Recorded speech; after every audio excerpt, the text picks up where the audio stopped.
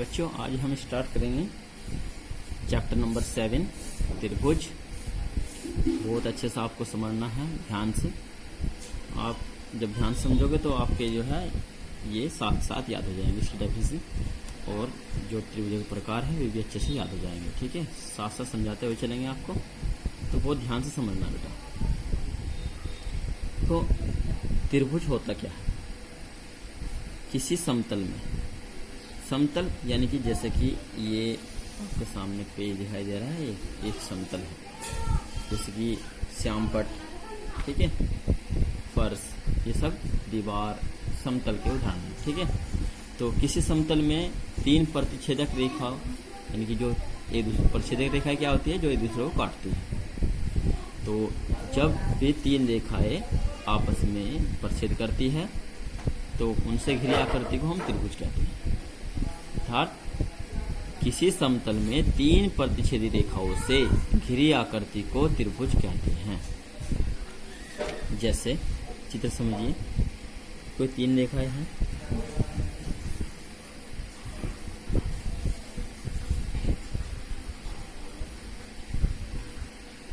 ये पॉइंट है, ये बिंदु है एक ए, ये बिंदु है बी, और ये बिंदु है मान लीजिए सी। ये तीन रेखाएं हैं ए बी, बी सी और ए सी। ठीक है, तीन रेखाएं आपस में प्रतिच्छेद कर रही है, तो तीन रेखाओं से जो घिरिया करती है इसको हम क्या कहेंगे? त्रिभुज कहेंगे। अब एक त्रिभुज में तीन शीर्ष होते हैं, इसमें कौन कौन से शीर्ष है चित्र अनुसार?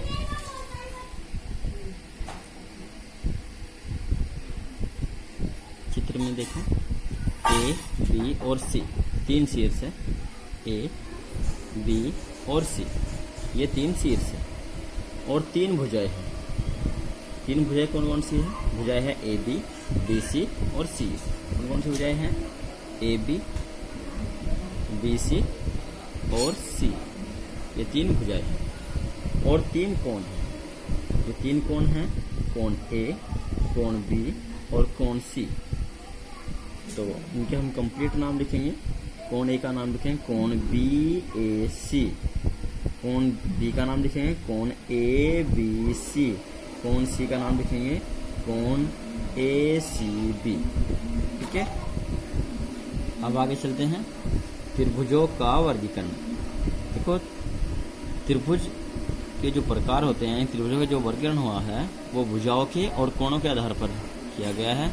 भुजाओं के आधार पर भी त्रिभुज तीन प्रकार के होते हैं, और कोणों के आधार पर भी त्रिभुज तीन प्रकार के होते हैं। सबसे पहले हम पढ़ेंगे भुजाओं के आधार पर त्रिभुजों का वर्गीकरण।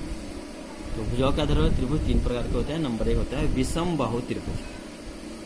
ध्यान से समझिएगा और इनको कॉपी में नोट कर लिया। आपको टेंशन अपने आप लिखनी है, हम बोल रहे हैं। ठीक है, चित्र बना करके हम आपको समझाएंगे। देखो, विषम बाहु त्रिभुज ऐसा त्रिभुज जिसकी तीनों भुजाएं माप में अलग अलग होती है। ठीक है, क्या बताया कि ऐसा त्रिभुज जिसकी तीनों भुजाएं माप में अलग अलग होती है विषम बाहु त्रिभुज कहलाता है। फॉर एग्जाम्पल, ये त्रिभुज बना हमने ए बी सी, मान लिया है जैसे कि इसकी ये भुजा हो जाए 8 सेंटीमीटर, ये भुजा मान लीजिए 6 सेंटीमीटर और ये 4 सेंटीमीटर। ठीक है, तो ये कैसे त्रिभुज बनेगा? ये त्रिभुज बनेगा एक विषम बाहु त्रिभुज, इसकी तीनों भुजाएं माप में अलग है। दूसरा होता है समद्विबाहु त्रिभुज। समद्विबाहु त्रिभुज, इसके नाम से पता लग रहा है, सम माने समान, द्वि माने दो और बाहु माने भुजा, यानी कि जिसकी दो भुजा समान है।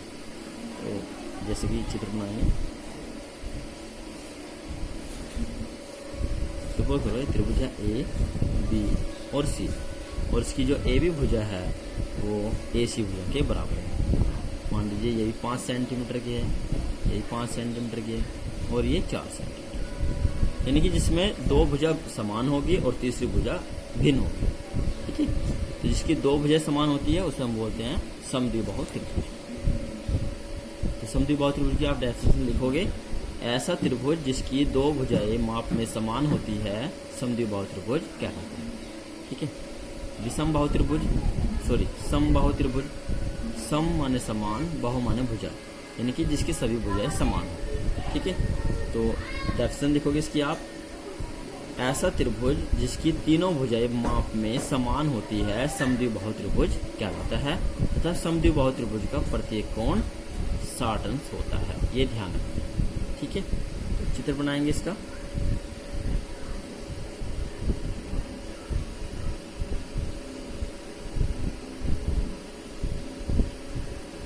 त्रिभुज मान लिया हमने ए, बी और सी। सुपर करो ये भी 10 सेंटीमीटर की है, ये भी 10 सेंटीमीटर है और ये भी 10 सेंटीमीटर। तो ये कैसे त्रिभुज बन गया? ये हो गया समबाहु त्रिभुज। और इसका समबाहु त्रिभुज का प्रत्येक कोण जो होता है वो 60 अंश का होता है। ये ध्यान रखना है, नोट कर लेना इसको। अब आगे चलते हैं त्रिभुजों का वर्गीकरण कोणों के आधार पर। कोणों के आधार पर त्रिभुज 3 प्रकार के होते हैं। ये भी नंबर 1 होता है न्यून कोण त्रिभुज। डेफिनेशन लिखेंगे इसकी, ऐसा त्रिभुज जिसके तीनों कोण न्यून कोण होते हैं न्यून कोण त्रिभुज कहलाता है। ये कोणों के आधार पर इसकी डेफिनेशन है। जैसे सपोज करो ये एक त्रिभुज है, ये कोण सपोज करो 70 अंश का है, ये 60 अंश और ये 50 अंश। तीनों कोणों का योगफल 180 है और तीनों ही कोण न्यून कोण है। ठीक है, और तो इस डेफिनेशन में यानी कि ये कैसा कोण हुआ, इस और ये कैसा त्रिभुज हुआ, ये त्रिभुज हुआ न्यून कोण त्रिभुज। यानी कि न्यून कोण त्रिभुज ऐसा त्रिभुज जिसके तीनों कोण न्यून कोण होते हैं और तीनों का योगफल 180 अंश होता है। समकोण त्रिभुज। समकोण त्रिभुज की डेफिनेशन होगी, ऐसा त्रिभुज जिसका एक कोण समकोण होता है समकोण त्रिभुज कहलाता है। जैसे चित्र में करो त्रिभुज, कोई भी नाम आप दे सकते हो, पी क्यों, आर, एस टी क्यों वगैरह। हम त्रिभुज ए बी सी लिख रहे हैं, त्रिभुज ए बी सी और ये कोण इसका समकोण है 90 अंश का। ठीक है, ये 90 डिग्री का, तो ये समकोण त्रिभुज। आगे है अधिक कोण त्रिभुज। ऐसा त्रिभुज जिसका एक कोण अधिक कोण होता है अधिक कोण त्रिभुज कहलाता है। अब अधिक कोण क्या होता है? अधिक कोण होता है 90 डिग्री से बढ़ता है। ठीक है, ये त्रिभुज मान लीजिए ए, बी और सी और इसका जो एक कोण है ये सुपर करो 120 अंश का है। तो ये कौन सा त्रिभुज बनेगा? ये त्रिभुज बनेगा अधिक कोण त्रिभुज। ठीक है, अगर आपके समझ में नहीं आए तो वीडियो दोबारा देखिए बेटा, इसको समझिए और इसको अपनी कॉपी में नोट करिए और इसको याद भी कीजिएगा। ठीक है, एक बार और मैं रिविजन आपको करा दे रहा हूँ। भुजाओं के आधार पर त्रिभुज 3 प्रकार के होते हैं। नंबर 1 विषमबाहु त्रिभुज। ऐसा त्रिभुज जिसकी तीनों भुजाएं अलग अलग होती है विषमबाहु त्रिभुज कहलाता है। समद्विबाहु त्रिभुज।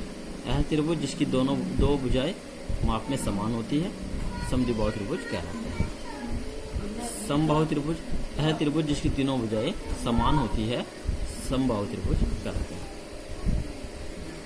कोणों के आधार पर त्रिभुजों का वर्गीकरण। नंबर 1 न्यून कोण त्रिभुज। यह त्रिभुज जिसके तीनों कोण न्यून कोण होते हैं, नाम से पता लग रहा है न्यून कोण त्रिभुज। तीनों कोण न्यून कोण होते हैं और तीनों का योगफल 180 अंश होता है, तो न्यून कोण त्रिभुज कहलाता है। समकोण त्रिभुज जिसका एक कोण समकोण होता है समकोण त्रिभुज कहलाता है। अधिक कोण त्रिभुज। यह त्रिभुज जिसका एक कोण अधिक कोण होता है यानी कि 90 अंश से बड़ा होता है, तो उसको हम क्या बोलते हैं? अधिक कोण त्रिभुज। ठीक है, यहाँ तक आपका ये चैप्टर नंबर 7 चल रहा है बेटा। आगे हम इससे संबंधित कुछ और डेफिनेशन है उसको आगे नेक्स्ट वीडियो में पढ़ेंगे। ठीक है, यहाँ तक आप ये कंप्लीट कार्य करना है आपको और इसको याद कर लेना है।